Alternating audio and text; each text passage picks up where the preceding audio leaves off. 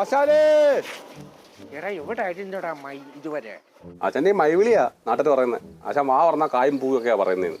ഓ അതിപ്പോ കണ്ണി കണ്ട പടത്തിലൊക്കെ കായും പൂവൊക്കെ പറഞ്ഞെടുത്ത് നമ്മളില്ലോളം മൈ പറയുന്നതിനാ നിനക്ക് കുഴപ്പമില്ലേ? ആശാനെ സെൻസർ ചെയ്തല്ലേ അത് വരുന്നത്. ഇതങ്ങനാന്നോ? എടാ അപ്പം നീ എവിടെങ്കിലും ഒരുങ്ങിപ്പാനായിട്ട് നിൽക്കുമ്പോൾ മഴ പെയ്താൽ നീ എന്തോ പറയും?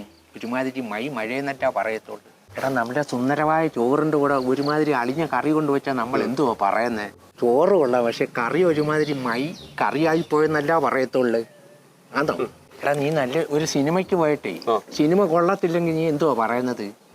ഒരുമാതിരി സിനിമ ആയിപ്പോയെന്നല്ല പറയത്തുള്ളു. എടാ കൂടുതൽ നീ കൊണയടിക്കാത്ത വണ്ടി തിരി ഇങ്ങോട്ട് തിരി.